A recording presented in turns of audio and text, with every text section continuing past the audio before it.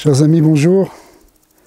Et oui, Shoftim Veshotrim, on est là pour ces parachutes là qui nous préparent à Rosh Hashanah. Et donc on se prépare à ce retour, à cette teshuva où on reconnecte avec la source, le roche. C'est la tête, c'est l'origine. On revient, on repuise, on repart au moment de la création, c'est-à-dire on va vivre une récréation, une recréation, c'est-à-dire que c'est un ressourcement complet en fait, Rosh Hashanah. Et les semaines qui précèdent Rosh Hashanah, en fait, on lit des parachutes qui nous préparent à ça. On a vu Ré, c'était toute la prise de conscience qu'on est devant Hachem, qui est un Ori, qui est là et qui met le monde devant nous. Shoftim Veshotrim, tu mettras des juges et des gardiens aux portes de ta cité. Le Baal Shem Tov explique à un niveau plus symbolique que les portes de notre ville, à nous, c'est ce qui nous permet d'avoir conscience du monde extérieur, c'est-à-dire en fait par nos sens. Et on parle des 7 portes qui sont les 2 yeux, les 2 oreilles, le nez, la bouche. Et il faut mettre des gardiens, il faut juger, c'est-à-dire sens simple, c'est-à-dire faire attention à ce qu'on regarde, ce qu'on entend, ce qu'on dit, ce qu'on ressent. Il faut avoir un certain contrôle sur ce qui nous met en contact en fait avec le monde extérieur, puisque ce sont par ces sens et par ces orifices que on perçoit le monde, que notre neshama a un contact avec le monde. On est venu dans ce monde pour dévoiler le coup dans la gashmiut, et d'une certaine manière, il y a des épreuves par rapport à ça, c'est-à-dire que c'est pas évident, on peut tomber justement dans l'attraction des choses de ce monde, les choses de la gashmiut qui viennent et qui peuvent nous dévier parce que, comme dit la Gemara, l'œil voit et le cœur désire.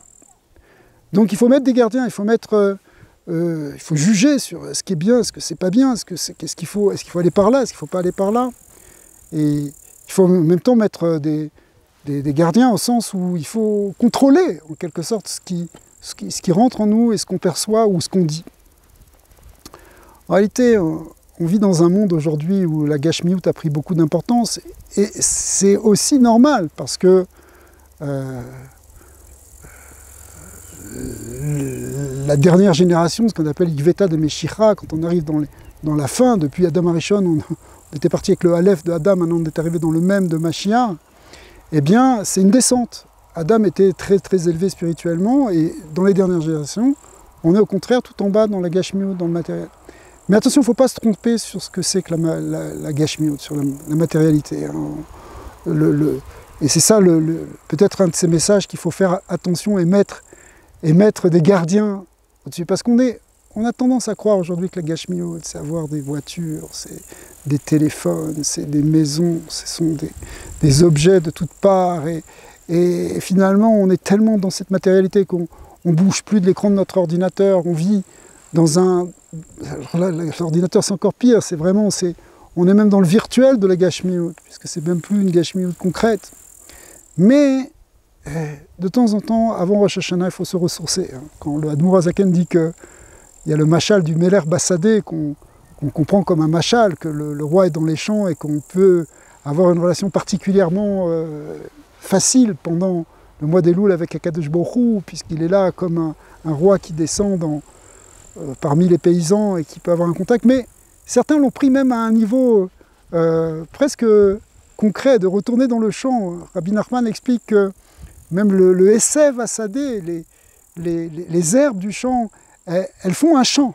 C-H-A-N-T cette fois-ci, pour le Créateur. Et que d'une certaine manière, ce siyar, cette conversation qu'a la nature avec Hachem, le siyar ce sont les herbes, mais qui veut dire aussi la discussion, la sikha qu'on a avec le Créateur, eh bien, on est inspiré quand on va dans la nature. Et en fait, au fond, la gashmiut, à la base, eh bien, c'est ça, c'est ce qu'on voit autour de nous, c'est-à-dire c'est du minéral, c'est du végétal, ce sont les éléments, le ciel, l'air, l'eau, le feu, la terre.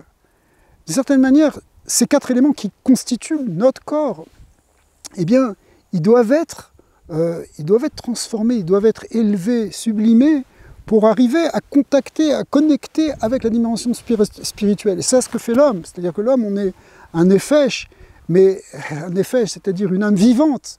Mais cette âme vivante, elle est à la fois dans le côté matériel, elle a aussi ses éléments, et en même temps, elle est en contact avec quelque chose de plus spirituel. C'est-à-dire qu'on peut prendre ces Arba Yesodot, ces 4 éléments, et les connecter avec le ciel. Et c'est ça le rapport qu'on doit avoir avec la Gashmiut. C'est-à-dire que c'est pas se fuir ou tomber dans une illusion de remplir un vide existentiel en plongeant dans, je sais pas, dans la consommation des objets physiques finalement.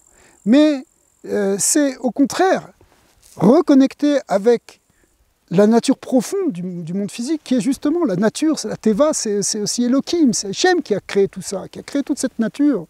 Et reconnecter avec elle pour la rattacher, la réélever vers cette dimension spirituelle. Et ensuite, dans un second temps, en quelque sorte, amener cette dimension spirituelle dans le côté matériel. Alors dans le côté matériel, ça va être en fait dans notre vie concrète. Le Rabbi explique que finalement, c'est quoi essentiellement ce qui concerne la Gashmiut? Gashmiut, quand on parle de Gashmiut, Bracha be Gashmiut beruchniut, notre rapport à la Gashmiut, il va venir essentiellement par les mitzvot qu'on va faire. Parce que les mitzvot, on les fait dans quelque chose de physique et de matériel. Et donc, dans ce niveau physique, qui est apparemment très bas, mais en fait, qui vient aussi d'Hachem, on peut révéler même une dimension qui est plus grande encore que la dimension qu'on révèle dans l'étude de la Torah.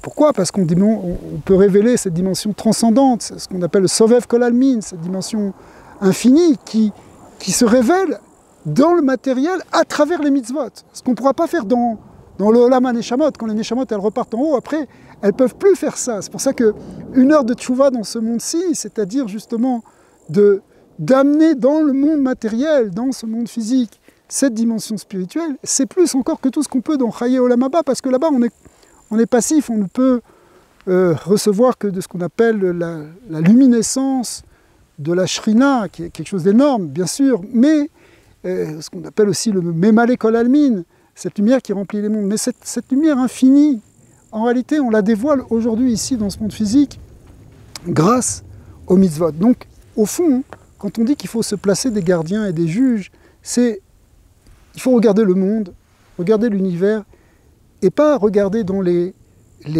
séductions fausses des choses de ce monde, ce qu'on appelle les forces de la Klippa Noga, qui nous attirent vers des choses dans lesquelles on risque de se perdre.